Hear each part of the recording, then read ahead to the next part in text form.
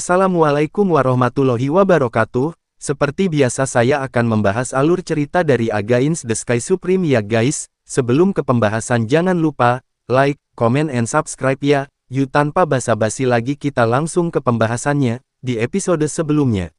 Sen Subing yang menangis, tiba-tiba memikirkan sesuatu, berhenti menangis, dan meninggalkan pelukan Tan Yun, tidak dapat menghapus air matanya, dia berkata dengan cemas. Tan Yun, berbahaya di sini, pergilah, saya sangat senang melihatmu, ucap Sen Subing. Pada saat ini, mata indah Ji Yuyan penuh dengan air mata, suamiku, apa yang dikatakan Sister Sen benar, tidak pantas tinggal di sini untuk waktu yang lama, ucap Ji Yuyan. Gadis-gadis lain juga setuju, kamu tidak perlu khawatir, karena aku di sini, aku memiliki kepercayaan diri untuk membawamu pergi dengan selamat, ucap Tan Yun tegas. Tapi, ketika Sen Subing hendak berbicara, Tan Yun berkata, aku tidak memikirkan apapun sekarang, aku hanya tahu bahwa aku sangat merindukanmu, ucap Tan Yun. Sen Subing mengeluarkan suara erangan samar, tapi itu Tan Yun. Dia menundukkan kepalanya dan mencium bibir merahnya. Melihat pemandangan ini, Sen Suzhen, Zhen Ji, Song Huixin, Murong Sishi, Fang Ziqing, Nangong Ruxue, dan Bai Lianer meninggalkan lobi dengan bijak dan memasuki kamar kerja di sebelah, hanya menyisakan istri dan tunangan Tan Yun. Sen Subing perlahan menutup matanya, kerinduannya selama lebih dari 300.000 tahun telah berubah menjadi antusiasme yang tak tertandingi, dia mengabaikan kehadiran saudara perempuannya, mengangkat lengannya yang lembut dan tanpa tulang, dan melingkarkan lengannya di leher Tan Yun, menanggapi Tan Yun dengan acuh tak acuh. Setelah sekian lama, Tan Yun melepaskan Sen Subing dan berjalan menuju Ji Yuyan. Wajah malu Ji Yuyan menunjukkan sedikit rasa malu, dan dia menutup matanya yang indah. Gelombang, hidung Ji Yuyan mengeluarkan suara rendah yang menggoda, tapi itu adalah lengan kanan Tan Yun yang membawanya ke dalam pelukannya dan mencium bibir merahnya. Setelah Tan Yun meninggalkan Ji Yuyan, dia menatap Suan Yuanru. Tan Yun, aku sangat merindukanmu, ucap Suan Yuanru. Dengan sekejap, Suan Yuanru datang ke pelukan Tan Yun, berjinjit, dan mencium Tan Yun dengan bibir merahnya. Tan Yun memeluk wanita yang pernah melahirkan seorang putri untuknya dengan erat, dan air mata jatuh dari matanya yang berbintang. Setelah beberapa saat, Tan Yun melepaskan Suan Yuanru, dan berkata dengan tulus, Rower, percayalah, itu tidak akan terlalu lama, aku akan mengadakan pernikahan terbesar untukmu dan Qing Cheng, Qian Qian, Yusu, dan Ziyan, ucap Tan Yun. Tan Yun berbalik dan berjalan menuju Nangong Yukin yang berambut putih, mencela dirinya sendiri dengan nada suaranya dan menunjukkan cinta di matanya. Yukin, tahun-tahun ini, kamu telah dianiaya, ucap Tan Yun. Tidak apa-apa, selama aku bisa bersatu kembali dengan suami, semuanya sepadan, ucap Nangong Yukin datang ke sisi Tan Yun selangkah demi selangkah, dengan tatapan sedih di matanya, gemetar dengan jari-jarinya yang ramping, dan membelai rambut Tan Yun. Suamiku, mengapa rambutmu memutih, apa yang terjadi sehingga kamu begini, ucap Nangong Yukin. Tan Yun tersenyum sedikit, jangan khawatir, aku menghabiskan terlalu banyak usaha dan energi ketika aku memahami buku rahasia 4 teknik di kuil Tianmen, ucap Tan Yun. Nangong Yukin berkata dengan penuh pengertian, suamiku, selama bertahun-tahun, meskipun aku tidak tahu bagaimana kamu melarikan diri dari Shenzong of Ultimate Bliss dan apa yang kamu alami setelahnya, aku tahu bahwa kamu pasti telah mengalami banyak pasang surut. Suami, kamu telah bekerja keras, ucap Nangong Yukin. Setelah itu berbicara, Nangong Yukin berdiri berjinjit dan memeluk dan mencium Tan Yun. Setelah Tan Yun melepaskan Nangong Yukin dengan lembut, dia menatap Tang Mengyi, dan segera mengingat adegan yang dia alami bersamanya. Mengyi, ketika Tan Yun baru saja berbicara, Tang Mengyi tersenyum bahagia, dan dengan suara lembut si Hong Xiao, Tang Mengyi mendorongnya ke arah Tan Yun. Tan Yun membuka tangannya dan meraih pinggang si Hong Xiao, apakah kamu merindukan suamimu, ucap Tan Yun. Iya, si Hong Xiao menawan, aku mengira suamiku telah melupakanku, ucap si Hong Xiao. Aku tidak lupa, seluruh dunia tidak akan pernah melupakanmu, ucap Tan Yun. Benarkah, ucap si Hong Xiao semanis madu. Tentu saja, Tan Yun berkata dengan penuh kasih sayang, selama bertahun-tahun, ketika saya sendirian, saya sering mengingat masa lalu ketika kita saling mengenal dan mencintai satu sama lain, dan saya merasa sangat bahagia, ucap Tan Yun. Apa yang paling kamu ingat, ucap si Hong Xiao berkata dengan malu-malu. Tan Yun berkata tanpa ragu-ragu, 400.000 tahun yang lalu, selama persidangan Huang Fu Shengzong, saya terluka parah dan tidak sadarkan diri, dan seorang gadis yang ada di seluruh negeri merawat saya selama 10 hari 10 malam. Ketika gadis itu pergi, dia menginjak awan, menatap saya, dan bertanya kepada saya. Saya masih mengingatnya dengan segar, ucap Tan Yun. Xiao berkata dengan gugup, Tan Yun, kamu memiliki sedikit emosi untukku, ucap si Hong Xiao. Kata Tan Yun di sini, si Hong Xiao dalam pelukannya sudah menangis, dan tersedak, saya ingat anak muda itu, dia menjawab dengan sangat tegas, dia berkata ya. Suamiku, aku tidak menyangka setelah sekian lama, kamu masih ingat hal-hal ini, ucap si Hong Xiao. Tan Yun berkata dengan tulus. Anda dan saya telah mengalami setiap sedikit demi sedikit, apalagi 400.000 tahun, bahkan jika laut kering dan bebatuan busuk, dan dunia sudah tua, saya masih mengingatnya, ucap Tan Yun. Suamiku, aku sangat mencintaimu, ucap si Hong Xiao menutup matanya yang indah, air mata kebahagiaan menembus belenggu kelopak matanya dan menyelinap ke bawah, suami, cium aku, ucap si Hong Xiao. Tan Yun menundukkan kepalanya dan mencium bibir tipis si Hong Xiao, dan butuh waktu lama untuk berpisah. Saat ini Tang Mengyi menatap Tan Yun seperti itu dengan air mata di matanya, dan berkata tidak ada apa-apa. Ketika dia memindahkan dua jari giok dari bibir Tan Yun memegang wajahnya yang sangat cantik di kedua tangannya, dan mencium mulut cerinya dengan dominan. Tang Mengyi tidak mengatakan sepatah kata pun dari awal hingga akhir, karena dia takut dia akan menangis ketika dia membuka mulutnya. Tan Yun dan Tang Mengyi ciuman yang dalam, mencurahkan pikiran satu sama lain selama ratusan ribu tahun. Ketika Tang Mengyi terengah-engah dari ciuman itu, dia mundur selangkah dan berkata dengan lembut dengan air mata di matanya, memilikimu adalah kebahagiaan hidupku, ucap Tang Mengyi. Iya, setelah Tan Yun mengangguk berat, dia memeluk Tang Xinying dengan erat dan berciuman. Tan Yun memiliki cinta yang tak terlupakan untuk Tang Xinying, untuk menyelamatkan Tan Yun, dia tidak ragu untuk memutuskan hubungan dengan ayahnya Tang Yongsheng, dan dipenjara. Selama setengah jam berikutnya, Tan Yun, Gongsun Ruoxi, Tan Tai Xianer, Feng Qingcheng, Ouyang Qianqian, Dongfang Yusu, dan Sue Zian, dengan cara mereka sendiri, saling berbagi pikiran. Tan Yun, Rana apa kamu sekarang, ucap Sue Zian. Setelah Sue Zian meninggalkan pelukan Tan Yun, meskipun dia menawan dan menawan, dia masih terlihat unik dan riang. Alam Tao ke-9, sudut mulut Tan Yun sedikit naik, jika semua cara digunakan, kultivator alam ke-9 Raja Tao biasa dapat dibunuh, ucap Tan Yun. Setelah mengetahui kekuatan Tan Yun, gadis-gadis itu terkejut. Suamiku, mungkinkah kamu telah menemukan bagian bawah latihanmu, ucap Ji Yuyan bertanya dengan penuh semangat. Yah, aku menemukannya, Tan Yun berkata, Kaisar Dao Abadi adalah kakekku, ucap Tan Yun.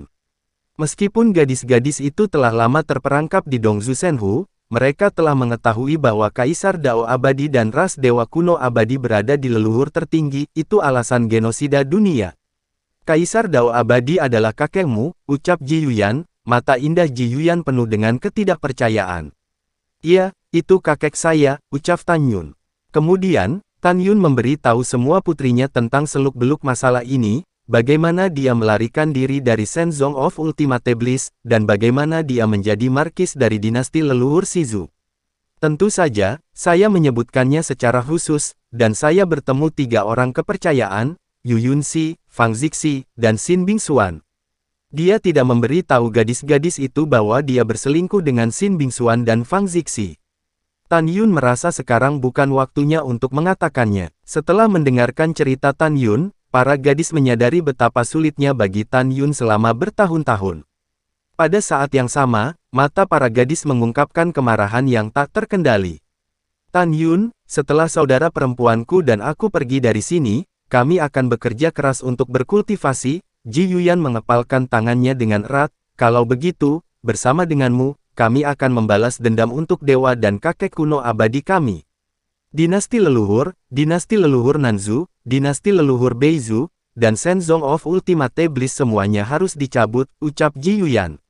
Semua gadis juga setuju. Tan Yun menggelengkan kepalanya dan berkata, Yuyan, aku pernah memintamu untuk membunuh musuh dalam bahaya lebih dari sekali, meskipun aku tahu kamu bersedia dan tidak ingin menjadi beban bagiku, sekarang berbeda.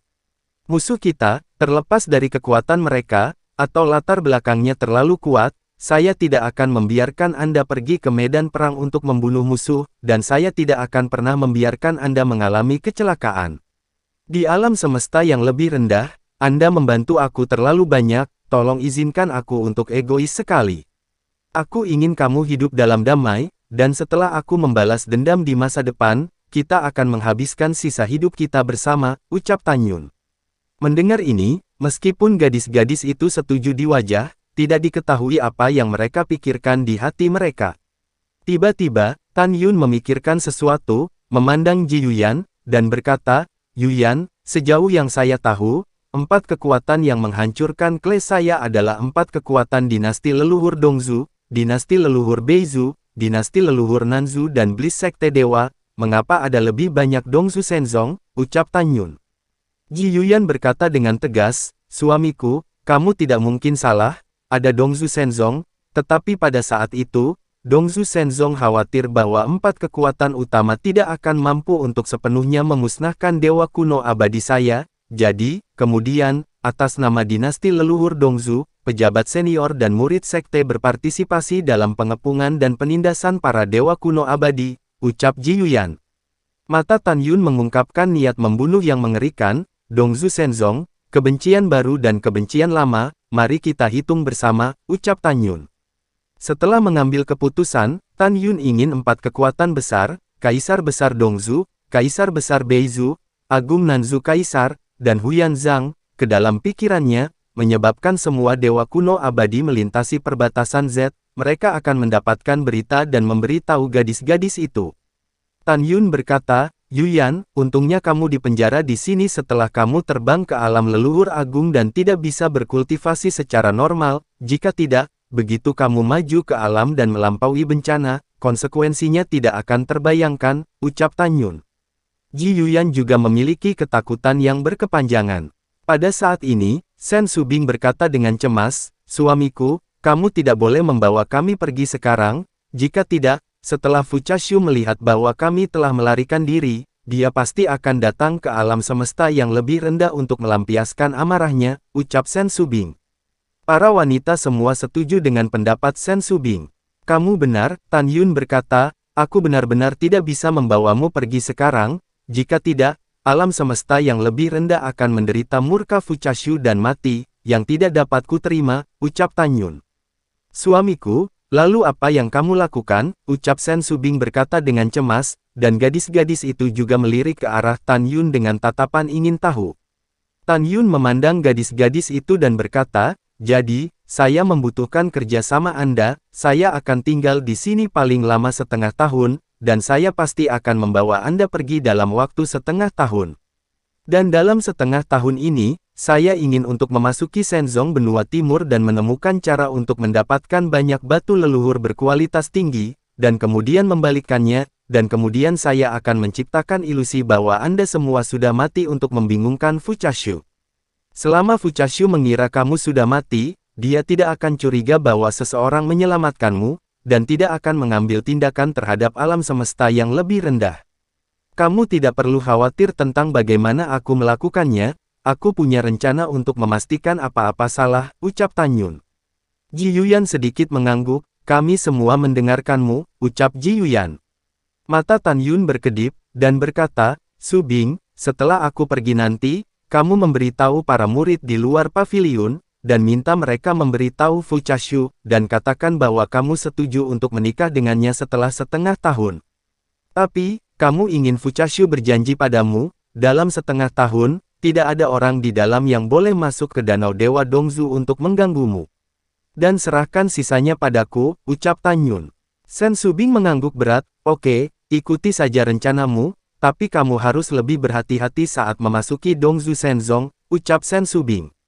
Tan Yun maju selangkah dan memeluk Shen Subing, dia meraih pinggangnya, dan berkata dengan dominan, apakah kamu tidak mengenal saya? Selama saya ingin melakukannya, tidak ada yang tidak dapat saya lakukan. Tahun reuni, dan lebih dari 80 juta tahun yang lalu, dia bahkan membiarkan Dongzhu Shenzong berpartisipasi dalam pembunuhan klan saya, cepat atau lambat, suatu hari kebencian baru dan kebencian lama, saya akan menghitung dengan dia. Saya akan membuat Dongzhu Shenzong pertumpahan darah, ayam dan anjing tidak akan tinggal, ucap Tan Yun. Sen Subing dengan lembut meringkuk dalam pelukan Tan Yun, saudaraku dan aku percaya padamu, di hati kita, suami adalah pahlawan yang berdiri di atas langit dan melayani dunia. Kamu harus berjanji pada saudara perempuan kita, setelah memasuki Dongzhu Shenzong, kamu harus ekstra hati-hati dan tidak mengungkapkan kesalahanmu, ucap Sen Subing. Oke, aku berjanji, ucap Tan Yun. Baiklah, setelah Sen Subing meninggalkan pelukan Tan Yun, dia menatap Fu Chahen di tanah dengan jijik, bagaimana menghadapinya, ucap Sen Subing. Aku akan bertanya padanya dulu, ucap Tan Yun. Setelah Tan Yun selesai berbicara, dia datang ke Fu Chahen. Pada saat ini, Fu Chahen yang anggota tubuhnya lumpuh, lingci dilarang dan tidak dapat diekspor, menatap Tan Yun dengan ngeri di matanya. Dia tidak pernah membayangkan bahwa orang di depannya sama sekali bukan Cheng Kun, tetapi pria dari kelompok wanita ini. Tan Yun menjentikkan jarinya, dan sinar kekuatan leluhur masuk ke tenggorokan Fu Chahen. Setelah dia bisa berbicara, dia berkata dengan suara gemetar, Tan Yun, tidak, jangan bunuh aku, apakah kamu ingin tahu, kamu bisa mengatakan, aku sudah memberitahumu semua, aku hanya memintamu untuk tidak, ucap Fu Chahen. Ekspresi Fu Chahen tiba-tiba menjadi kusam saat memohon belas kasihan, tetapi Tan Yun yang menggunakan mata ilahi Hongmengnya. Katakan, ketika kamu datang ke Dongzhu Shenhu, siapa yang tahu, tanya Tan Yun. Hanya para murid yang menjaga Dongzhu Shenhu yang melihatnya, ucap Fu Chahen menjawab. Mengapa kamu begitu yakin bahwa tidak ada orang lain yang menemukanmu datang, tanya Tan Yun. Fu Chahen berkata dengan jujur, karena ayah saya mengatakan kepada saya dan 15 saudara laki-laki saya untuk tidak datang ke Dongzhu Shenhu dalam waktu setengah tahun, jadi ketika saya datang, saya sengaja menyelinap, ucap Fu Chahen. Oke, sangat bagus, lengan kanan Tan Yun dengan lambaian, sebilah pedang kekuatan leluhur menebas kepala Fu Chahen. Begitu jiwa Tao dan embrio Tao muncul dari tengkorak, mereka dimusnahkan oleh Tan Yun. Segera, Tan Yun menyingkirkan kepala Fu Chahen, dan melepaskan api Hongmeng untuk membakar tubuh dan darah tanpa kepala Fu Chahen. Puan, aku masih hanya peringkat Tao Xiao Cheng, Binger hanya puncak peringkat Tao, saya tidak dapat membantu Anda, api Hongmeng berubah menjadi Zixin dengan rok ungu dan berkata dengan nakal, kamu, bukankah sudah waktunya untuk menemukan api untuk kita, ucap Zixin. Tan Yun berkata sambil tersenyum, itu wajar, jangan khawatir, Dongzhu Shenzong adalah kekuatan terbesar di wilayah Dewa Dongzhu, dan secara alami ada atribut es dan api di sekte tersebut, ucap Tan Yun. Hihi, bagus sekali, ucap Zixin sangat gembira, dan kemudian, setelah membungkuk kepada gadis-gadis itu, dia masuk ke telapak tangan kanan Tan Yun.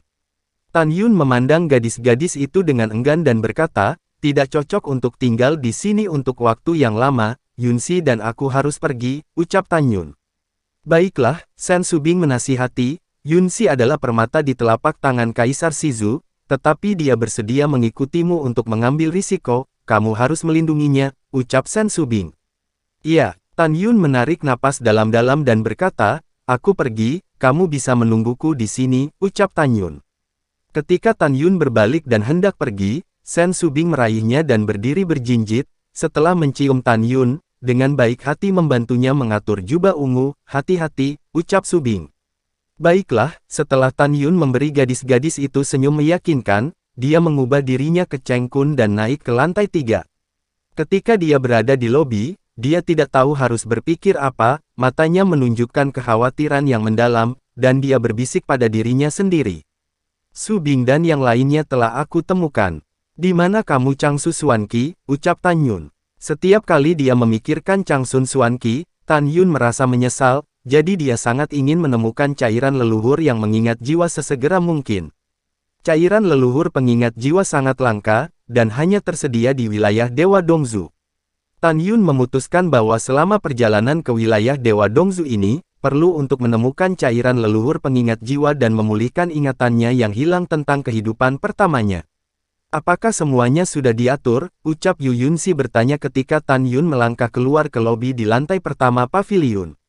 Yah, sudah diatur, aku telah membunuh Fu Chahen, Tan Yun berkata, ini hanya langkah pertama untuk membuat Dongzhu Shenzong gelisah, dan kemudian, saatnya untuk balas dendam yang nyata. Ayo pergi, kembali Dongzhu Shenzong, ucap Tan Yun. Tan Yun dan Yu Yunxi pergi di depan gerbang kota Dongzhu Shenhu, melemparkan mata surgawi Hong Meng, dan berturut-turut mengendalikan semua murid yang menjaga paviliun dan gerbang kota, membuat mereka melupakan kedatangan Fu Chahen ke Dongzhu Shenhu. Setelah itu, Tan Yun dan Yu Yunxi menuju Dongzhu Shenzong. Di sebelah timur Dongzhu Shenhu adalah pegunungan Dongzhu yang luas dan megah. Di langit jauh di pegunungan Dongzhu, ada puncak yang ditangguhkan, yaitu Gunung Ilahi Dongzhu. Sebuah monumen besar setinggi 1.000.000 kaki berdiri di puncak Gunung Dewa Dongzhu. Di monumen itu, naga dan burung phoenix menari dengan tulisan 7 karakter raksasa, sekte pertama wilayah ilahi Dongzhu. Tempat ini jelas merupakan gerbang gunung Dongzhu Shenzong. Kehampaan itu seperti riak air, dan Tan Yun dan Yu Yunxi yang menyamar, menembak keluar dari depan gerbang gunung. Para murid mengetuk tetua pertama dan kedua dari sekte dalam, ucap 20 murid sekte luar segera bersujud kepada mereka berdua, dengan hormat. Bangun, ucap Tan Yun meminta semua murid untuk bangun dan mengeluarkan token penatua agung dari sekte dalam. Seberkas cahaya melesat masuk dari token, sebuah pintu raksasa yang tergantung di lautan awan, dan segera, pintu raksasa setinggi 1.000.000 kaki itu terbuka dengan gemuruh. Kemudian Tan Yun dan Yu Yunxi terbang ke Ximen dan memasuki tempat rahasia Dongzhu di bawah tatapan hormat para murid. Tanah rahasia Dongzhu sangat luas dan tak terbatas, dan roh surga dan bumi dan roh leluhur surga dan bumi sangat kaya di dalamnya, dan pemandangannya sangat menyenangkan. Menurut ingatan Cheng Kun dan Fang Yuan, Tan Yun butuh sehari untuk terbang melalui gerbang luar dan tiba di gerbang dalam dengan 50 miliar murid. Untuk waktu yang lama, meskipun Cheng Kun adalah tetua agung dari sekte dalam, karena dia menindas yang lembut dan takut yang keras, tata letak istana tempat dia dan istrinya Fang Yuan tinggal tidak seanggun tetua ketiga. Gunung Kunsen yang hijau dan kuil Kunsen adalah tempat tinggal suami dan istri. Setelah Tan Yun dan keduanya mendarat di puncak Gunung Kunsen, 10 murid dalam di luar kuil Kunsen membungkuk hormat kepada mereka berdua dan berkata, murid telah melihat tetua pertama dan kedua. Tan Yun belajar dari ingatan bahwa ini 10 murid yang terkenal adalah orang kepercayaan Cheng Kun dan Fang Yuan, dan dia juga salah satu dari 100 murid teratas dari 50 miliar murid sekte dalam. Terutama murid terkemuka, yaitu Long Yue, yang kekuatannya menempati urutan pertama di sekte dalam, adalah raja sekte dalam yang memang layak. Tidak ada hadiah, ucap Tan Yun. Long Yue maju selangkah dan bertanya dengan cemas, Guru, ada apa dengan rambutmu, ucap Long Yue. Nyonyamu dan aku pergi ke Laut Iblis untuk berburu binatang buas. Kami menghadapi bahaya dan terluka parah, ucap Tan Yun. Setelah Tan Yun selesai berbicara, melihat ekspresi Long Yue ragu-ragu untuk berbicara, dia berkata, jika Anda memiliki sesuatu untuk dikatakan, katakan secara langsung, ucap Long Yue. Baik Guru, Long Yue berkata dengan sungguh-sungguh, 7 hari yang lalu, tetua ketiga tidak tahu mengapa, datang ke sini dengan agresif, ucap Long Yue.